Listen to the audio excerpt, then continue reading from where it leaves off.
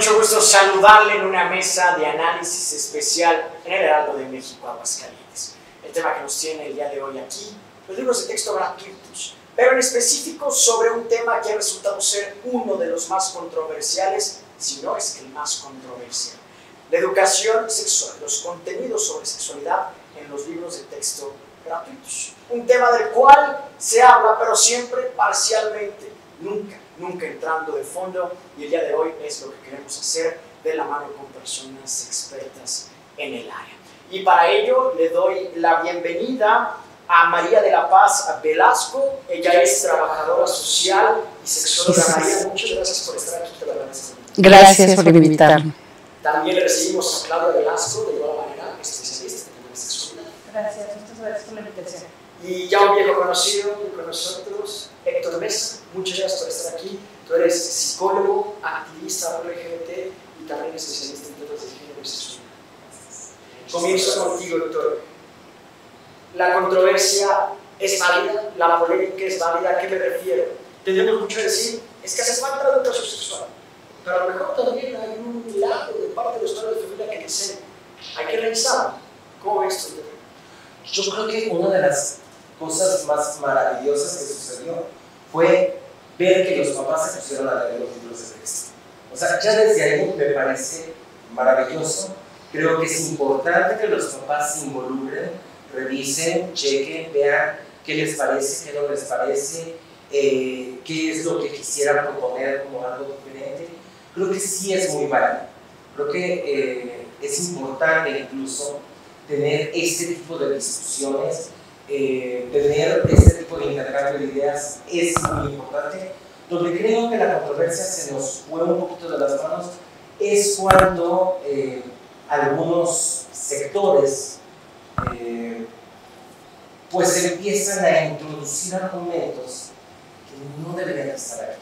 ¿A qué me refiero? Introducir, por ejemplo, fotografías de otros textos que no eran, o que empiezan a decir que eso tiene que ver con otros propósitos, y entonces empiezan a distorsionar, y ya cuando menos acordamos, la controversia ya no está sobre si los contenidos son útiles, si los contenidos forman la sexualidad, si los contenidos nos ayudan a un desarrollo de la sana sexualidad de niños, niñas y adolescentes, y ya nos fuimos por otros lados. Ahí es donde creo que habría que tener cuidado.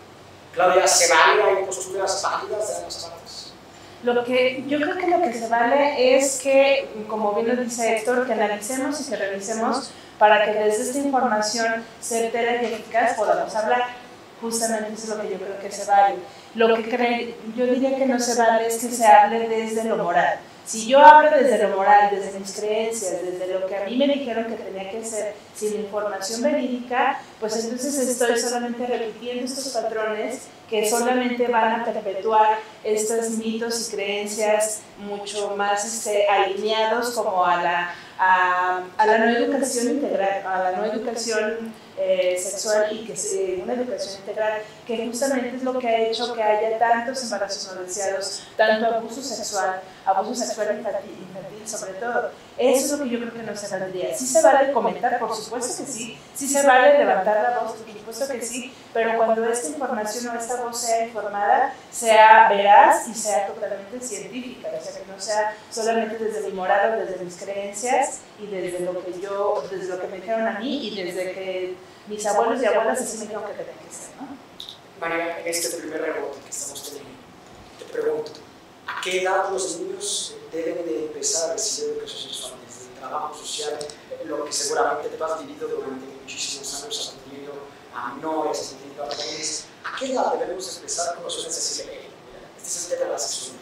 El tema de la sexualidad se debe de abordar desde bebecitos, desde que nacen.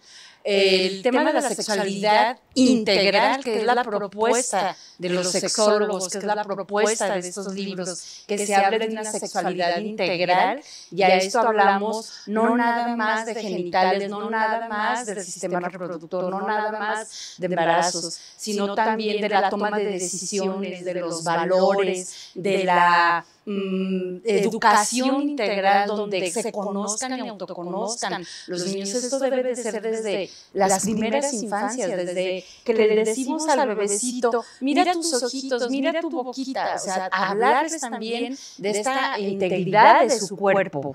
Mira tus genitales, se llama pene, se llama vulva. Desde ahí estamos educando, el no decirlo estamos educando, el decirle cómo se llama tus genitales, estamos previendo muchas otras cosas. ¿Desde qué edad?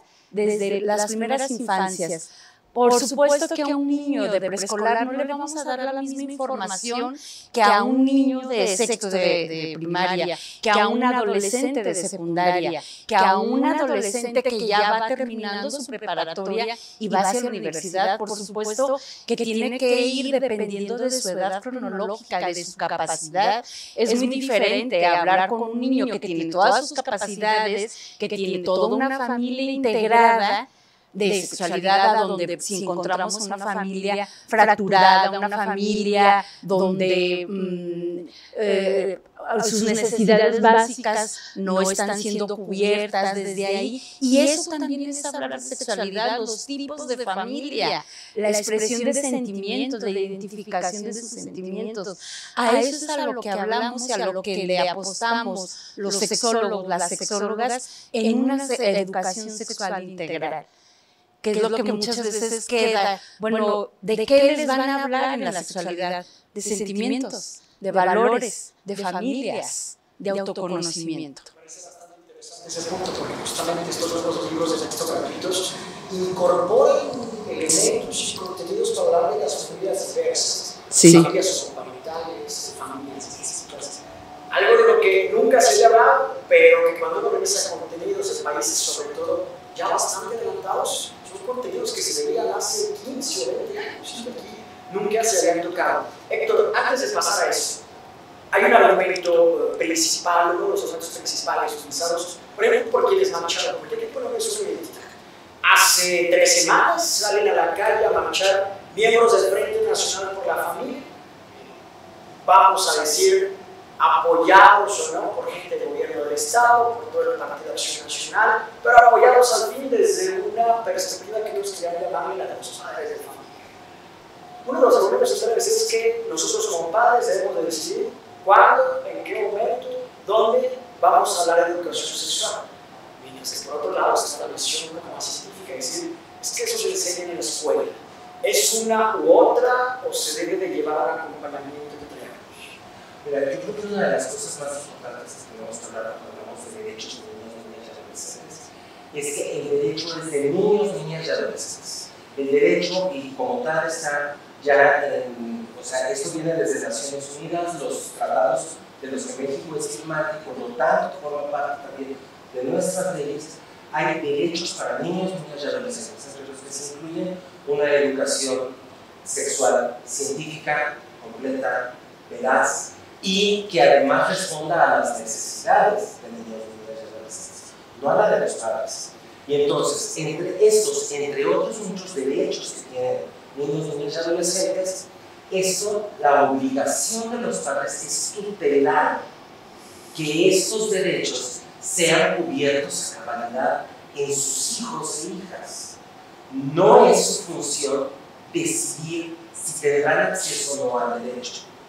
Entonces esa es la parte que como que de repente no entendemos y entonces decimos, es que es el derecho del padre de educar. No, espera.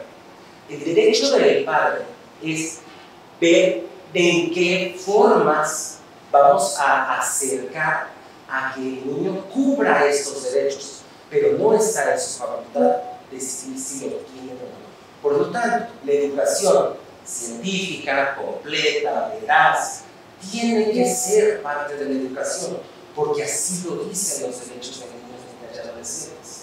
Y entonces el papá no está en sus facultades decidir no acercarlo a ese derecho, ¿sí?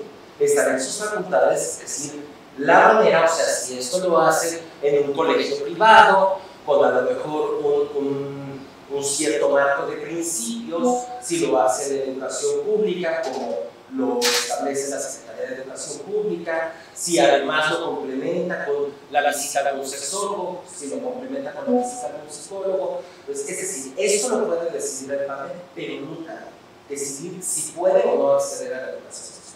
Claro, esto se convirtió en una guerra entre liberales y conservadores, en el sentido de que ya escuchamos argumentos y dicen, a ver, esto es un tema científico, vemos las estadísticas de Aguascalientes, en los primeros lugares de embarazo adolescente, las niñas de 13, 14 años son las que se embarazan, de los primeros lugares de abuso sexual infantil, y se le muestras a esta contraparte y dice, es que eso no tiene nada que ver.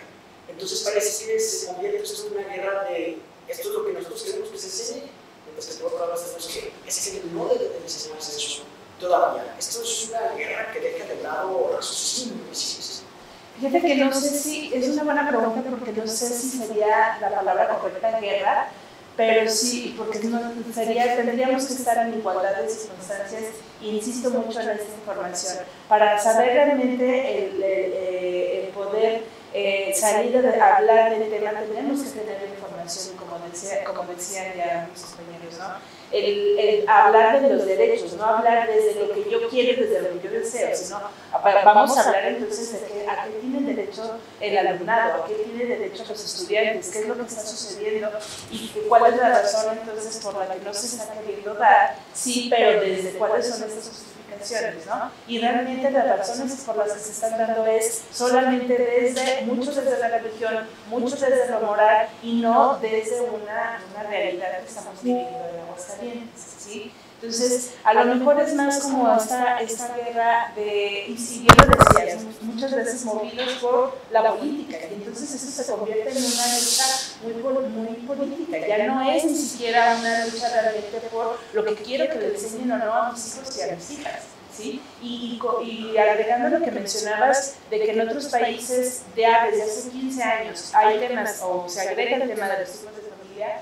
Efectivamente, se está agregando aquí en México el tema de tipos de familia, sin embargo, es un tema que desde hace mucho tiempo existe, y entonces el decir, no, a mis hijos e hijas no les hablen de los tipos de familia, es querer quitar o invisibilizar la realidad, cuando yo estoy teniendo compañeritas, o cuando mis hijas y hijos están teniendo compañeras, compañeros con familias homoparentales, ¿no? Entonces, no es que nosotros o los sexólogos y sexólogas queramos llegar a una guerra o queramos estar en una guerra con otros grupos, ¿no? Es más bien hablar de lo que está sucediendo y estamos en pro de los derechos, nada más.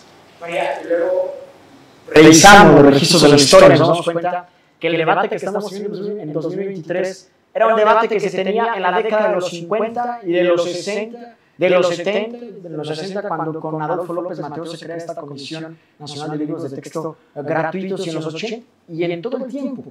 Y el debate siempre ha sido por tratar de definir uno de esos debates hasta dónde llega la ciencia, ¿no? Platicaba con uno de los líderes del Frente Nacional por la Familia y decía, es que nuestro tema no es contra la educación sexual, es contra que se enseñen cosas que no son ciencia pura. Yo le decía a él, qué complicado hablar de ciencias puras cuando el tema de la sexualidad implica una ciencia social, los comportamientos humanísticos y las dinámicas de convivencia. ¿Hasta dónde llega esa ciencia de la que hablan ellos? Lo que pasa es que la sexualidad es una ciencia, hay todo un estudio. O sea, quienes participaron y quienes estuvieron ahí proponen estos trabajos, estos proyectos para trabajar la sexualidad, dependiendo de la etapa escolar en la que están el alumnado, los niños, niñas y adolescentes, está basado en la ciencia sexológica. Entonces, por eso le apostamos a esto, o sea, los sexólogos estamos a favor de que se trate de esta manera la sexualidad con ellos. Siempre los sexólogos hemos dicho, no nada más hay que irnos a la información, eso ya está comprobado que no nos funciona. Queremos formar a los niños, niñas, adolescentes en la sexualidad. Por eso se cambia a solamente una educación sexual, ahora una educación sexual integral, donde se integran muchos otros aspectos, dependiendo de la etapa escolar. Y por eso esta parte, y por eso le apostamos a estos libros, porque es donde se conjuga las dos partes, lo que es la dinámica, la formación, el autoconocimiento, la práctica con la información científica de lo que te estoy diciendo. Por ejemplo, he oído mucha polémica en los proyectos que se tienen en los libros de texto. ¿Qué se hace con estos proyectos? Pues enfrentarle y decirle al chico, a la chica, esto es lo que tienes que hacer y esto significa, y que se te signifique a ti lo que estás haciendo, no lo que vienen y te dicen solamente en una proyección o en una película o en una lectura. En nosotros, libros de texto que se leía o que se abordaba el tema de la sexualidad, daban conceptos muy básicos, donde el chico o la chica, al momento de estar leyendo, al segundo renglón ya se estaba durmiendo, porque no le significaba lo que estaba leyendo. Estos libros de textos nos presentan proyectos que les signifiquen, que les pase por todo su ser de lo que se está hablando. Entonces, por eso los sexólogos decimos, esto es lo que queremos. Y esto es lo que les preocupa a papá y a mamá, qué es lo que se les va a dar, cómo se lo va a dar, quién se los va a dar. El maestro, la maestra está preparada para esto, pero hay maestros, hay maestras muy atinados que dicen, yo no lo sé, invito a alguien. Claro. Invito a alguien y siempre va a haber un sexólogo, una sexóloga con estas ganas de trabajar en esto. O sea, que siempre vamos a ir de manera gratuita incluso a dar una charla, a dar todo un taller, a darle seguimiento a lo que el maestro, pues por su profesión, por sus ideas, no puede enfrentarlo. Héctor, estos contenidos que se suman a los que ya se venían teniendo desde hace unos 20, 25 años, bastante ya completos, gráficos, incluso que mucha gente se opuso a ellos aquí en México, que además agregan proyectos, que además incluyen ya estos temas de la comunidad LGBT, de personas con una identidad de género diferente a la de su sexualidad, a la de su sexo. Preguntarte, Héctor, ¿eso no rebasa de alguna manera lo científico? ¿O cómo explicarle a los padres de familia que eso también forma parte de esa formación? Volvemos a la idea de decir esta parte del científico es un poco más compleja, pero yo lo resolvería con una cuestión muy simple. Existe la diversidad sexual, existen las personas queer, existimos las identidades diversas están, ¿sí? Y eso es algo que no solamente está, sino que creo que ya mucho se ha avanzado al hablar de y por qué existe, y entonces vemos desde cuestiones genéticas, biológicas, etcétera, ¿no? Más todas las cuestiones sociales. Entonces, si nosotros lo vemos tanto desde la biología avanzada, no la biología simplista, desde la biología avanzada, desde la genética, desde las ciencias sociales, desde la psicología, etcétera, esto existe, y en esta existencia es en donde entra la sexología a unir todos estos otros campos del saber y decir, bien, la diversidad sexual es algo que tenemos que conocer, que tenemos que identificar y que también tenemos que ayudarle a las personas a que en caso de que sean parte de esta diversidad sexual puedan identificarse y respetarse y hacer valer derechos. Entonces también esta formación, al hablar de diversidades, al hablar de identidades, nos ayuda a generar una nueva generación de personas que cada vez estén más informadas y que por lo tanto estén menos vulnerables a las violencias sociales, que estén menos vulnerables a la discriminación, que estén menos vulnerables a ser tratados como algo inexistente, que al final de cuentas esto vulnera todos los derechos de la persona. Entonces, ponerlo, hablar de ello, también protege. A lo mejor, empezando, o sea, la primera persona a la que protege es a la niña adolescente que se identifica o que tendrá una vivencia también dentro de la diversidad sexual. Ese es el primero. Y lo segundo es que construye una sociedad mucho más tolerante, abierta al respeto de los derechos de todas las personas.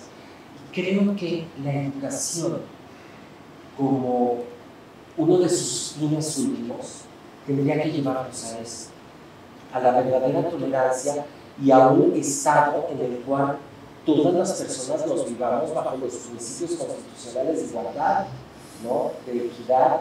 Entonces, tratar de eliminar estos bajo un modelo pseudocientífico o un modelo biologicista completamente limitado.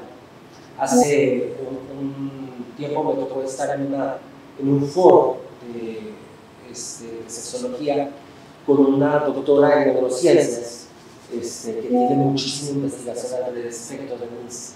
Y ella explicaba la biología, la verdadera biología, la biología avanzada, no solamente avala, sino que respalda y entiende la diversidad sexual. Entonces, creo que tenemos que abrir muchísimo más el entendimiento de qué es esto de la ciencia biológica, que son las ciencias sociales, y decir, estos conocimientos no solamente son científicos, sino que además también son éticos, porque nos llevan a la construcción de una mejor sociedad. Claudia, a manera de conclusión, nos quedan 30 segundos por persona.